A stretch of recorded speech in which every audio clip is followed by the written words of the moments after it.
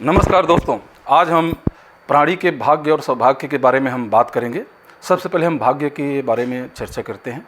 भाग्य मूल रूप से संस्कृत का शब्द है। इसे इंग्लिश में आप लक कह सकते हैं, डेस्टिनी कह सकते हैं, फेट कह सकते हैं, या इसको और कई नाम से भी जानते हैं। भाग्य सिर्फ और सिर्फ अपने कर्म के अनुसार बनता है। मतलब जैसा आप कर्म करेंगे वैसा ही आपका भाग्य बनेगा। जो व्यक्ति भाग्य के भरोसे बैठा रहता है वह अपना पूरा लाइफ को बर्बाद कर देता है और अपने हिस्से के भाग्य को भी खो देता है। दूसरा, सौभाग्य की अगर मैं बात करूं तो जो सौभाग्य है ये एक गॉड गिफ्ट है और यह हर किसी के नसीब में नहीं होता।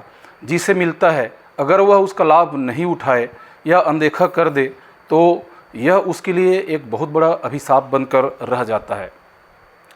साधारण सी भाषा में अगर मैं बताऊं तो किसी के साथ 7 फेरे ले लेना एक भाग्य की बात है, किंतु इसके बाद आगे लाइफ में पूरा उसको हंसते खेलते या सुखी पूर्वक ज़िंदगी गुजार लेना एक सौभाग्य की बात है।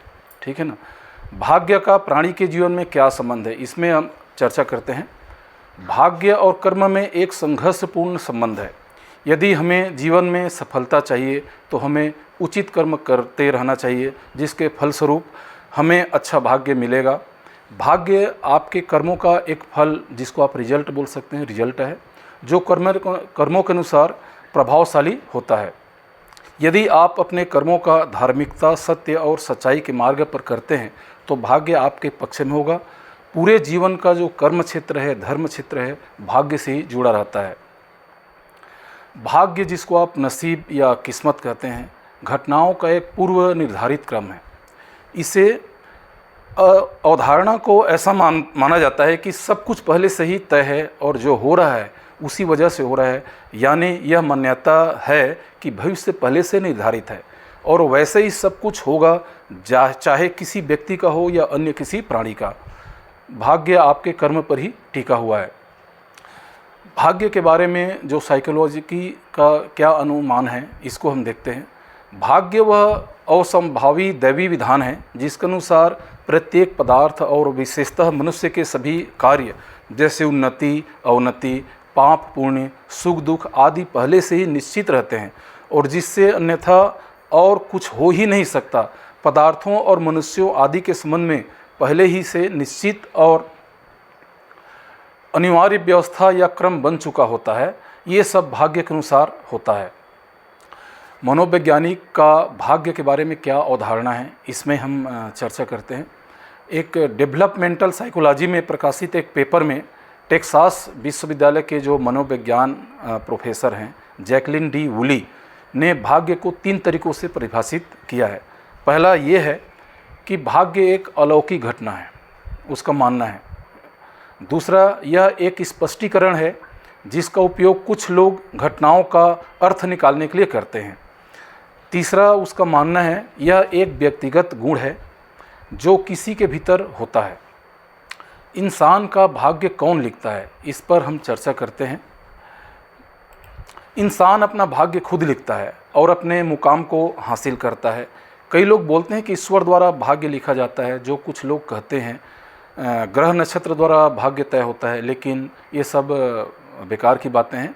इंसान अपना भाग्य खुद लिखता है। वह अपनी मेहनत और ईमानदारी से अपना भाग्य बदल सकता है और कार्यों को करता रहता है।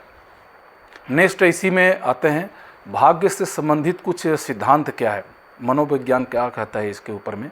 तो इसका पहला सिद्धांत है, व्यक्तित्व और दृष्टिकोण भी भाग्य में भूमिका निभाते हैं।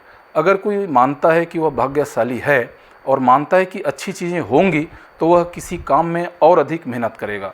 दूसरा सिद्धांत है, जब लोग खुद को भाग्यशाली मानते हैं तो वे चुनौतीपूर्ण कार्यों को चुनने और उनमें लगे रहने की अधिक संभावना रखते हैं। नेक्स्ट इसका सिद्धांत है, लोग जितने अधिक चुनौतीपूर्ण कार्य करते हैं उनमें से कुछ में सफल होने की संभावना उतनी ही अधिक होती है, जिससे उन्हें यह एहसास होता है कि वे वास्तव में भाग्यशाली हैं। इसके अगर हम निष्कर्ष में हम जाएं तो भाग्य के विषय में हम अक्सर अलग अलग धारणाओं और विचारों में पड़ जाते हैं। कुछ लोग भाग्य को इस दृष्टिकोण से देखते हैं कि यह एक व्यक्ति की किस्मत में लिखा होता है और वह कुछ नहीं कर सकता। वहीं दूसरी लोग भाग्य को उस प्रकार से देखते हैं कि यह व्यक्ति की प्रतिभा, मेहनत और परिश्रम के आधार पर निर्धारित होता है। भाग्य का प्रभाव हर व्यक्ति के जीवन में अलग अलग होता है। किसी के लिए भाग्य एक सुखद अनुभव हो सकता है, जबकि किसी के लिए यह एक परीक्षण हो सकता है। हमें हमेशा यह याद रखना चाहिए कि हमारा भाग्य हमारे कर्मों, निर्णयों और प्रयासों के आधार पर निर्धारित होता है। इसलिए हमें हमेशा उत्साह, साहस और मेहनत के साथ आगे बढ़ना चाहिए, चाहे हमारा भाग्य हमारे साथ हो या ना हो। कुल मिलाकर भाग्य देखा जाए तो मनुष्य की ज़िंदगी का एक बहुत बड़ा स्थल है, जिसको उसको सकारात्मक सोच के साथ अपने भाग्य को निर्माण करना चाहिए। तो दोस्तों, आज का ये वीडियो कैसा लगा कमेंट सेक्शन में ज़रूर बताना। मेरे चैनल में आप नए हो तो कृपया लाइक, शेयर और सब्सक्राइब ज़रूर करना। धन्यवाद।